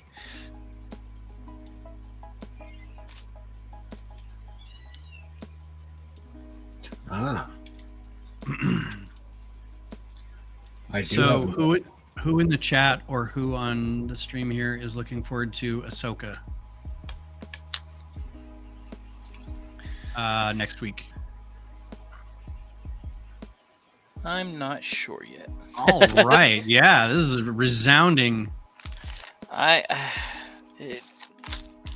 don't know. They've tried so many things with Star Wars, and they've been mediocre at best.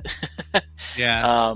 Overall, and like I haven't seen Andor yet, and I've heard from a lot of people that like, man, it starts off really slow, but they're like, the story and things is well done, and I'm like, well, that kind of stinks in a way because they've done mediocre with everything else. When you have one that's like, you know, wow, you know, or you know, well done, then you don't get the, you know, the attention, you know, right, you know, that it probably deserves. And I will see it, but I just haven't yet. So yeah, Andor is very much like it still feels the same as Rogue One. So if you liked Rogue One, you're gonna like Andor. Oh, I love Rogue One. So I will say there's a little less action. It's very intrigue, very right. It is a little slower, but it's more like those war movies where like you've got a small band of people who's kind of caught behind the lines and they have to kind of lay low and they can't really, you know, it's not a big bombastic kind of like here's 1,000 Jedi coming at you kind of feel. Right. Yeah. And I'm okay with that. That's why I liked Rogue One so much. Is like there was action, sure, but like everyone knew the story. Well, not everyone, but had an idea of like, okay, there was. I mean, it says it right at the beginning of Star Wars. There was a thing. Yeah. That happened, and this was the story of that thing, and it was just. I thought it was well done. Mm-hmm. But my biggest thing against Ahsoka is, like, they're like, here, we're gonna grab Thrawn, we're gonna put him in there, and Disney had already said that, like, you know, anything that was after Jedi was pretty much in the Legends thing, and now they're like, well, we're gonna pull bits and pieces Except for out. Thrawn, yeah, Yeah, for yeah, it to suit you, or yeah, for well, it to suit our story. That's because he was so liked as a character. Everyone was like, you know, but then his arc really began after Return of the Jedi, and then he got pulled into the other stuff because it's like, well, where did he come from? Blah blah blah. So that's, I mean, like, Thrawn was a great character, but like, they had an established amazing story for him, and trashed it, and now they're like, well, and again, I think I said this before. The whole line of he's heir to the Empire. I was like, oh my word, that's so bad. That actually upset me a little bit. I'm not gonna lie. I'm looking forward to the show, but as soon as they said that, I'm like, oh, you guys, I get it. Like, there's an E-wing in here. We've got Thrawn. There was one other thing that was very EU type of thing, and then they said that. I'm like, okay, I get it. You know, you don't have to try so hard. I mean, come on. We get that this is Rebels season 5. We get that you're trying your hardest to, like, bring in a lot of the EU fans. But at the same time, I'm like, just don't try so hard, like you said. Yep. I just finished watching Rebels, like, yesterday. Again. And man, like, when that show starts, you're like, oh, I hate this kid. And I don't like this big purple thing. And oh, look, it's like a forgotten Jedi, and he's gruff and whatever. And like, okay, well, I remember watching it the first time, going, I'm not gonna like this show at all. And then by the end of it, I'm like, no, that can't be the end of this. You know? Yeah. That is the other thing too, kind of, that I don't like, is like, everyone knows it's Rebels season 5, and it's like, it's Ahsoka, but it's like, nah, it's not. You know. Yeah. It's just, she's in there a lot. Is they do a lot of the, all right, let's get this out of the way stuff with, like, Ezra and Thrawn and Sabine and all that kind of stuff that we're expecting to happen. And then it goes into more of a wider story of, all right, now we're going to set up. There's a really interesting theory that I saw about, I don't know their names yet very well, the two people with the orange lightsabers. With the one guy who died, so we can't really, he's not going to be in next season, which is a tragedy. But that they're neither, because even in the trailer, they're like, we are not Sith, or we are not Jedi, or whatever they said. There's an interesting theory that they are part of the Knights of Ren. And so I heard that. I saw that too, kind of, and it's like, well, that's kind of because, like, the Knights of Ren were introduced, and everyone was like, ooh, this is cool. What are these guys? What are they like? And then, like, they did nothing with them in the sequel trilogy. Yeah. They was like, huh? They did some stuff in the comic books, which is good, but not everybody reads the comic books. Right. It was kind of like, ugh. Yeah, I kind of agree with you. I'll wait until it's all out, and then I'll probably watch it that way. I think that would have been great for Obi-Wan Kenobi. Because that was not, I wanted that to be so good, and I stuck with it the whole time, and there were good parts, but for the most part, I'm like, this could have. I was not been trimmed up to like 2.5 hours. The thing I didn't like about Obi-Wan was it was not about Obi-Wan. I mean, it really wasn't. I mean, like, he did a few things in there, and yes, you knew you were going to have the fight with Vader, but it was about Reva, it was about Princess Leia, more than, like, I mean, like, and Obi-Wan was dumb in it. He just was not intelligent, and it's like, that's not who Obi-Wan is. Yeah. And I get it. I disagreed with, like, the whole premise of, like, because it was 10 years after everything had happened in Revenge of the Sith, and like he was still mopey, and it's like, I could get a year or two afterwards. Yeah. But, like, this is Obi-Wan we're talking about. Yeah, he's disappointed in himself, but he already knows he has Luke that he has to watch out for and start, he has responsibility there. So, like, that's just not the type of person he is. Yeah, he has, he has failure. He has to, live with it, but that's just not the type of person he was.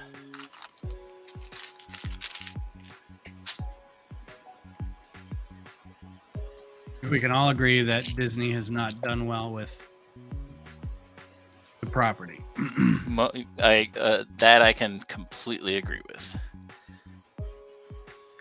All right. Everything's pushed down, solidified. I think this thing's ready for the stove. Ready for the store? Mm-hmm. Are you going to fill in the back at all more to make it No, darker? I want to leave it open so people can kind of see like the mechanism working and like, just just be like, hey, it is all Lego, it's when you do this, see how this happens, what's moving it, and yeah, that kind of stuff, which is kind of why I set this up over here, because it's wide enough that like you can have it sit there and just be like, they're doing its thing. What is its thing? it's very noble of you to want people to be able to like appreciate Lego. I just want to scare kids. Yeah. I mean, I can see there's pluses and minuses to that. Yeah.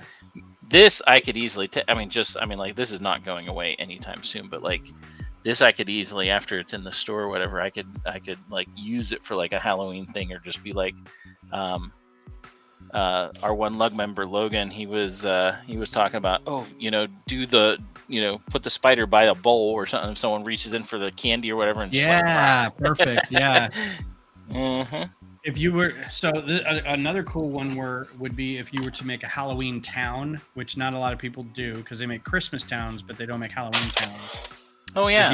If you had a Christmas town with a train, the train can go in front of the thing and trigger the sensor, and people would be watching the train and see the spider jump out, and then would go back and then it reset, and, so stuff like that where you can integrate it with other things that may move or whatever.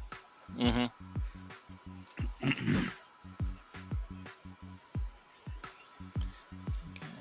Let's see.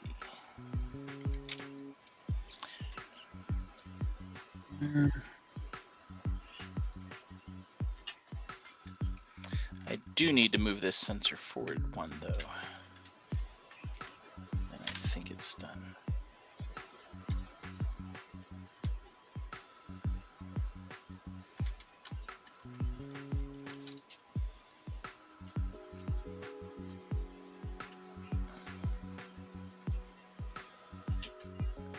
Oh. Yeah, that would be cool to do like a train type thing. I love trains. Trains are neat.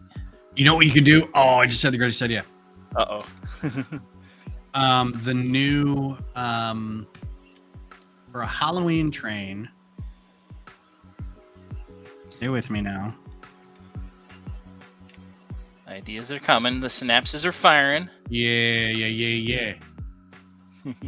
This is what you do for a Halloween train. You make this into a train. Oh yeah. Probably that would be cool. The thrusters off, but if you kept like the body of it, especially the front with the head and the eye on top, oh, that'd be cool. But like something like that, but train version. I think a rib cage and a bunch of skull bones and stuff would be really neat as a train, especially in Halloween. I can see that. I can see doing that.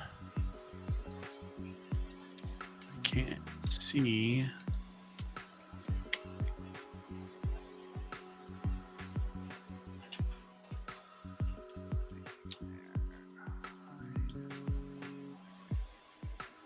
Why doesn't that work?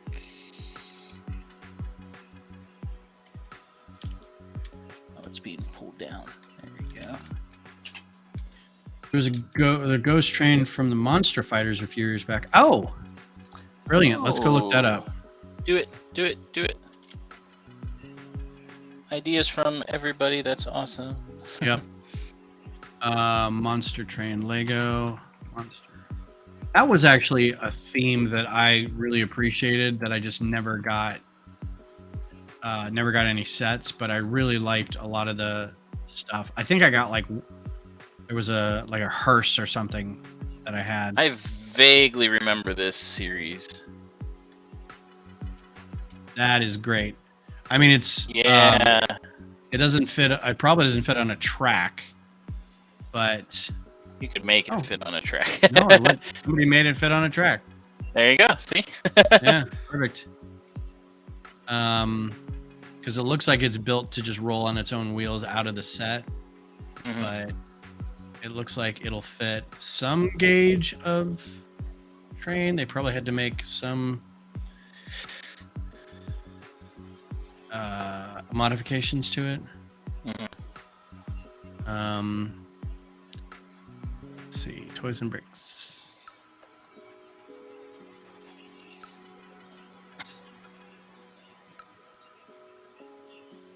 Resizing the train for fitting the track. Yeah. So it can be done, but yeah, that's cool. Good call. Good call.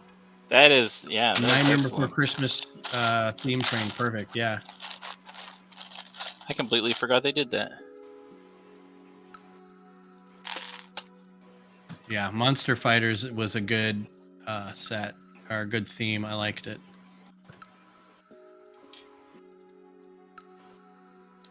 Hey, this one's only $300 Hey, what a bargain! for a $80 set. I'm sure you could find a lot. Maybe not the minifigures, but I'm sure you could find an opened set maybe for cheaper. Also, these pieces that glow in the dark are probably worth something, especially this front, I'm sure. this Absolutely. front piece.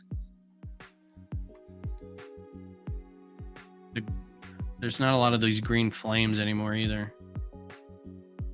That's as much as the SpongeBob sets, right? Yeah.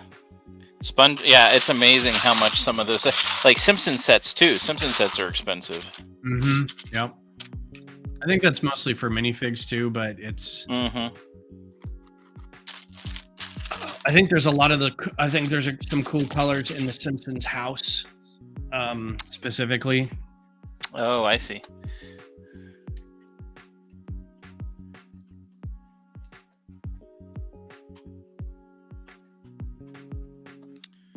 So my fear is that I'm going to be doing this, and I get all the instructions done, and we get all the parts, and we sort all the parts, and everybody gets their bags and goes home and tries to build this, and I did it wrong. Like all the pieces are wrong. They don't go together well. I mean, I built it, and it built fine, but I have such imposter syndrome that I'm like, no, this is all going to fall apart on everybody. Everybody's going to hate me. Ooh, that went flying.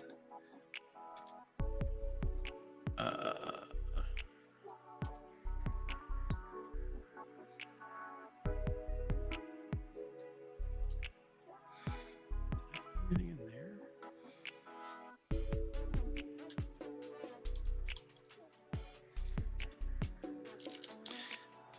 I don't think everyone will hate you. Just a few people. Just a few people. Man, I did I'm not going to throw anybody under the bus, but I did a lug survey to ask some questions about. I need to check on the responses of that before our meeting. And it was just like a bunch of random questions, but most of the ones that I wanted to know for the most part was if you don't come to meetings anymore, what made you stop coming to meetings? And then I gave like 4 kind of it's too far away, it meets on a day I can't attend, something else, and then like an other, and then you can write it in. And there's a lot of write-in for different things. And most were variations on, I couldn't get there or something. But one of them was members are being mean to other members. And it was like one response that was like that. I'm like, and I know exactly who it is, and I don't want to say it, but I know exactly who it is. And I'm like, dude, stop it. Like every once in a while I get like a complaint from this guy in an email about somebody else. And I'm just like, if James is still on, James knows who I'm talking about. But I'm just like, really? Like what kind of a complaint do they have about other members? Like, and it's like, well, I can tell you, but I don't want to get too far into it. But okay, yeah.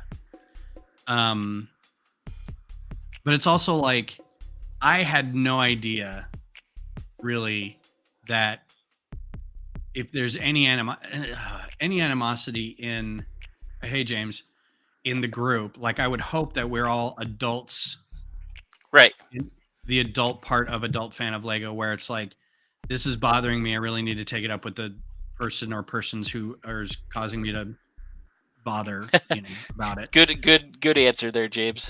Yeah, with without like resorting to a vague book post on a survey about that's not really about that at all. But as soon as I saw that, I'm like, oh, here we go again. Right. So I did find it interesting that a lot of people said they would go to more meetings if they were on different days, and I'm like, so weekends aren't good. That's apparently. interesting. Yeah, but I mean, people work on weekends. That's fine. Yeah, I get that. We had a large number of people want more virtual meetings, and I'm like, I don't necessarily want to also supplement our group with also having virtual meetings. Our lug is doing this thing, and I was going to bring it up with you guys. Mm-hmm. The groups, so there's 5 lugs in Texas, and there's one guy in our San Antonio group who is going to do a workshop building. He had a really good build of some blue bonnets, and so he put all the instructions together, and you can buy. He's put enough pieces together to buy a kit, so you can have all the pieces, and then he's going to have like a hands-on workshop where everybody meets up and he tells everybody how to build it. Oh, that's which awesome! Is super cool. Yeah, and so he said, would there be any interest in other groups to do this? And the rest of the other ambassadors were like, yeah, I think that'd be great. If you can give us enough time and people to get the parts, we would absolutely do that.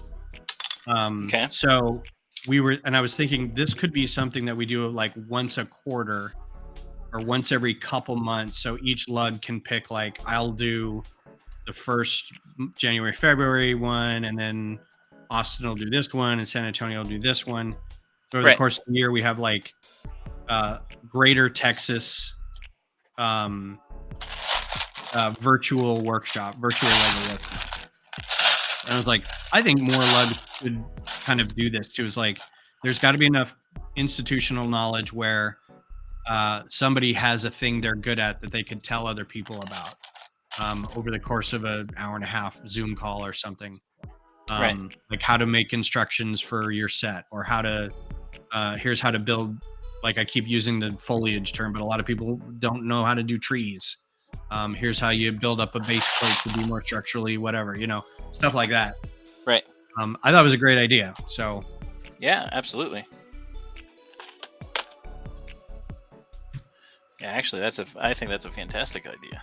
And it doesn't take the place of like your in-person meetings either. It's just like on top of it, if anybody would like to do this, See, we have Discord build nights, and anyone so that would be lead cool. them. Yeah.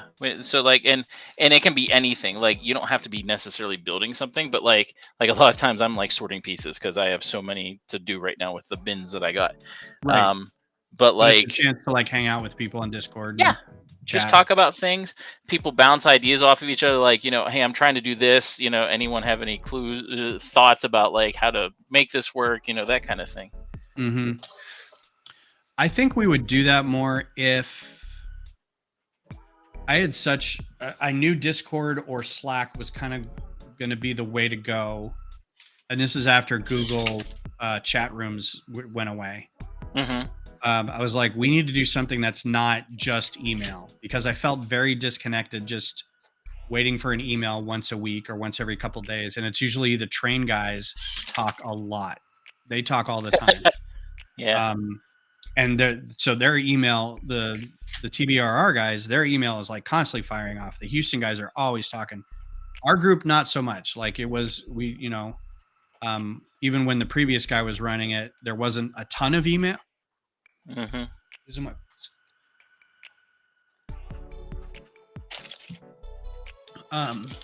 So I thought, well, maybe we could use Discord or something like it to encourage people just to like chat, right, and talk about ideas and organize things and stuff. But I think as soon as I said that, everyone's like, no, I'm not going to do that. I like the emails, and that's what I'm going to do. I was like, okay, it Right. feels like kind of an old boys club, which is like, I'm just sticking with my emails. And it's like, okay. Well, That's so weird. I dislike email for that. I don't hate emails, but it's not very conducive to like conversation. Correct. And I know we have our in-person meetings once a month. But it's like in between time, if you'd like to chat with people. See, now you do that more often than we do. We do once a quarter for in-person meetings. Yeah, and everybody's different. Some people are like, I was reading on some group that they met every couple weeks or something, and I'm like, oh, that's dumb. I like the people, but no. Well, also, I think they may have been a little smaller group where it was kind of like, it was more a social thing. As much as anything else, I think. But at the same time, I'm like, there's no way I could get my group to do that many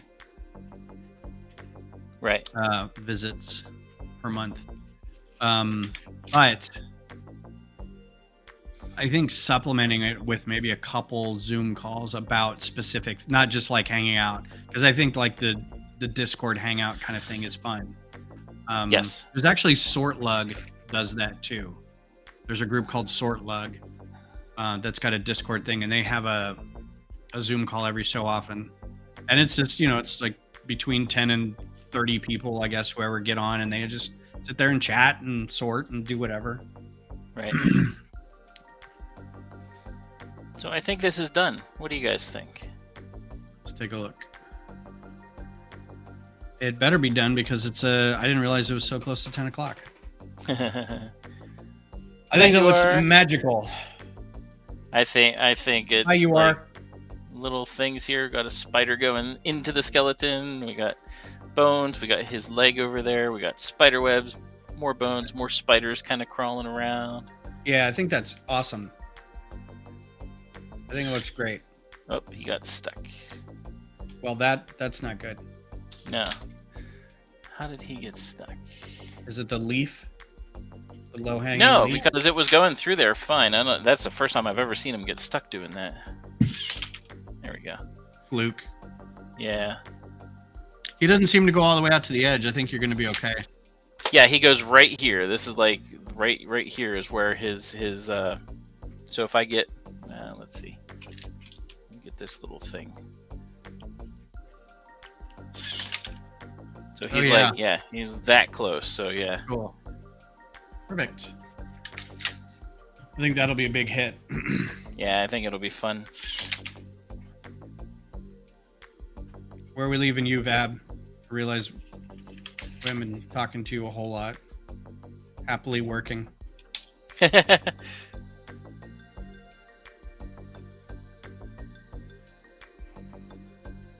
He's fallen asleep. He has fallen asleep. I know I saw his screen work, and as soon as I mentioned his name, he's like, stop, not talking. Yeah, the Houston group does a hangout every so often too. I haven't been. I should go hang out in it. I mean, we know enough of the people. Kind of, the groups cross-pollinate a little bit. And that you should. Oh, is that Vab? Do we hear him? Maybe his mic died. Maybe he's like, I'm done with these people. I don't want to do this anymore. All right. Well, I got more than I thought I'd get done tonight, so I'm pretty pleased as well. Yeah, it's looking good. I know instructions take a long time. Well, and when I'm talking and like not wanting to do it, kind of like, I don't want to do this.